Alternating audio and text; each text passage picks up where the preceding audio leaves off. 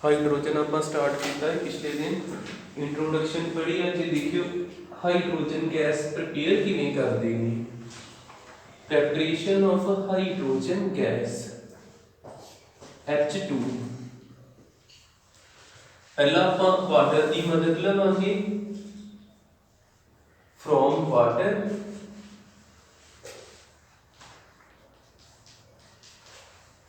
ਇਹਦੇ अंदर भी दो मैथड होंगे।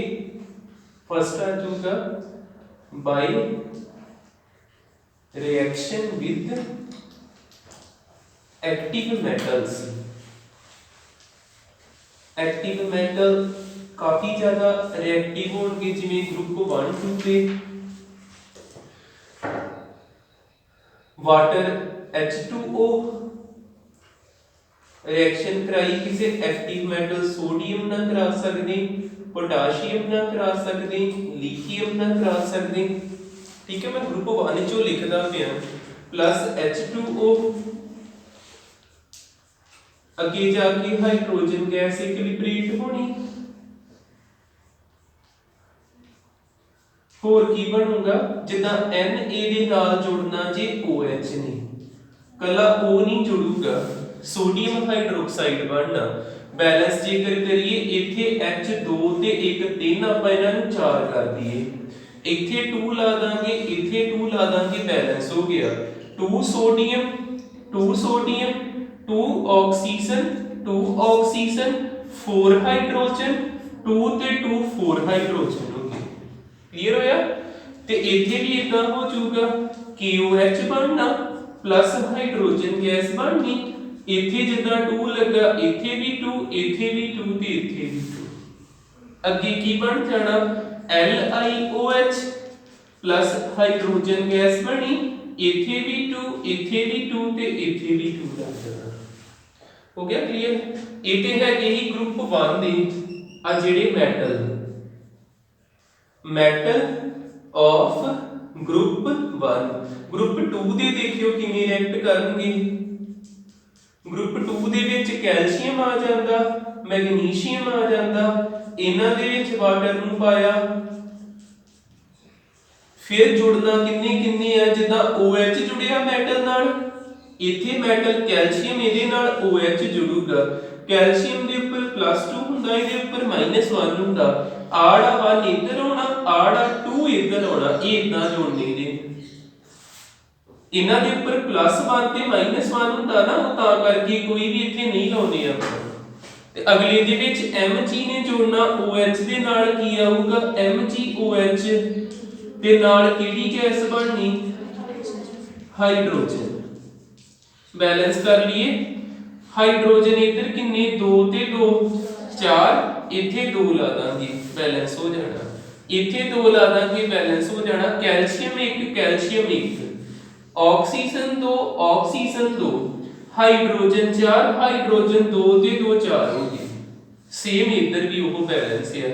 पहला है ही रिएक्शन विद एक्टिव मेटल, दूसरा आ जाऊगा by electrolysis of water. By electrolysis of water. Electrolysis का मतलब हुंदा वा कि जेड़ा भी आपां इथे इलेक्ट्रोलाइट लेना, एक सैल बनाउण लगा वा, जिद्दां इस सैल दे विच इथे हैगा वाटर। वाटर हुंदा ना H+ ते OH नेगेटिव तां ही ते बनदा H2O। ये टुटिया होया ब्रेक डाउन होया आयन दे विच, फिर इथे 2 रॉड डिप करी गईयां, एक नूं एनोड बोलीदा, एक नूं कैथोड बोलीदा। इस सैल दे विच एनोड ते हुंदा पॉजिटिव चार्ज ते कैथोड ते हुंदा नेगेटिव चार्ज।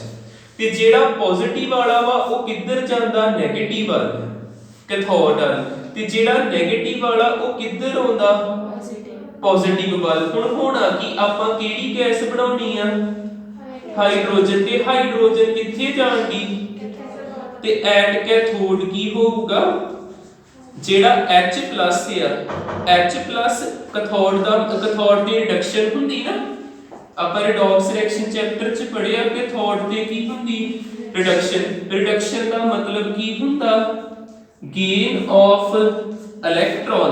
ए हाइड्रोजन ने एक इलेक्ट्रॉन गेन करके H बना लिया, पर H ਤੇ ਹੁੰਦਾ ਹੀ ਨਹੀਂ ਐਗਜ਼ਿਸਟ। H ਦੇ ਪੈਰ 'ਚ ਕੀ ਹੋਣਾ ਚਾਹੀਦਾ 2, ਇੱਥੇ 2H+ ਹੀ 2 ਇਲੈਕਟ੍ਰੋਨ ਗੇਨ ਕਰਕੇ ਕੀ ਬਣਾ ਲਿਆ ਹਾਈਡਰੋਜਨ ਗੈਸ। ਆਪਾਂ ਇੱਥੇ ਲਿਖ ਸਕਦੇ ਹਾਂ hydrogen gas liberated at cathode, liberated at cathode। ठीक है जी, आप एक तरह की प्रैपरेशन की फ्रॉम वाटर फिर आप देखांगे एसिड मैटर नूं रिएक्ट करके वो भी आप लिख लेते हैं या पहले आ तो नोट कर लियो।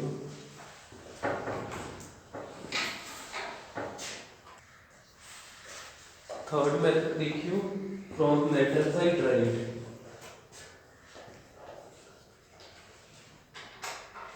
वाटर तो हो गया सेकंड, फ्रॉम मेटल हाइड्राइड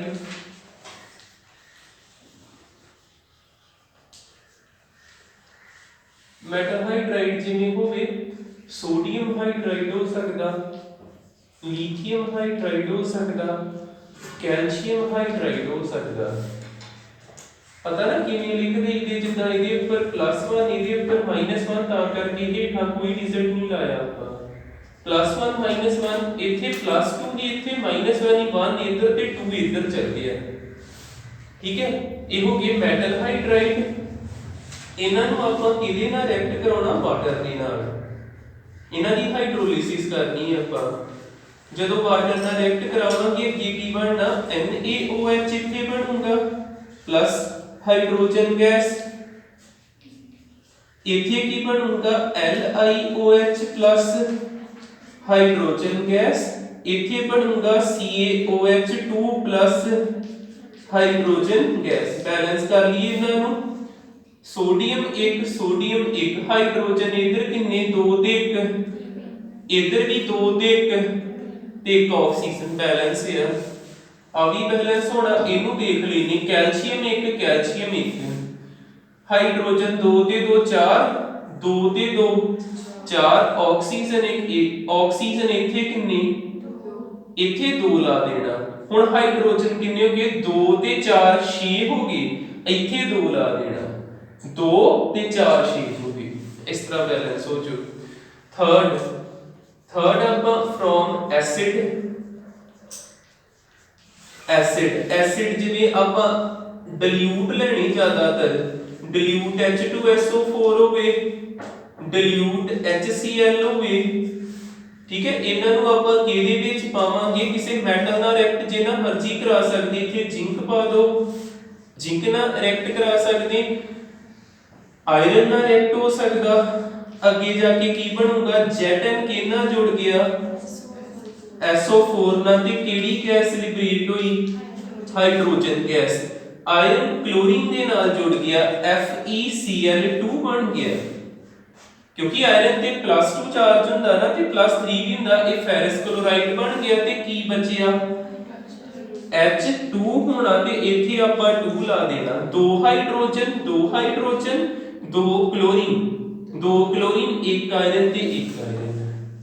ठीक है, आपां याद की रखना वा इत्थे नोट दे अंदर एसिड आपां डिल्यूट लेना, जेकर आपां कंसंट्रेटेड H2SO4 लवांगे ये H2 गैस नहीं बनाऊंगा, ये सल्फर डाइऑक्साइड गैस बनाऊंगा, प्लस नाल की बनाऊंगा वाटर। H2 नहीं बनाया H2O बनाता है। ठीक है, O कित्थों आ जाता, क्योंकि जदों H2SO4 टुटदा है ना ब्रेक डाउन हुंदा, ये किहदे विच टुटदा H2O ते SO3 दे विच, SO2 दे विच ते प्लस एक ऑक्सीजन नेसेंट ऑक्सीजन। देखो बैलेंस है हाइड्रोजन 2 सल्फर 1 ऑक्सीजन 4 2 ते 1 3 ते 1 4। इन्हें केड़ी गैस बनाई आ देखो H2SO4 SO2 च टुटिया, होर वाटर दे विच ते एक चीज केड़ी प्रोवाइड कीती इन्हें ऑक्सीजन। ते ये ऑक्सीजन जेड़ा वा जिथे H2 बनना चाहिदा ही ओनू ऑक्सीजन मिल के ये की बना दूगा वाटर बना दूगा। हाइड्रोजन गैस नहीं बनाउंदा, ये वाटर बना लेंदा। होगा क्लियर? ठीक है, आप इत्थे नोट दे अंदर की लिखना वा भी इनू नहीं यूज करना concentrated H2SO4 not used because it is a oxidizing agent, ये oxygen provide करता पिया because it is an oxidizing agent। ठीक है, और एक चीज और लिख लिए, सब तो वधिया हाइड्रोजन किथे मिलूगी, फोर्थ प्योर H2, प्योर भी कितना 99.984% hydrogen gas prepared by electrolysis of barium hydroxide. ये बेरियम हाइड्रोक्साइड केड़ा एक्वस।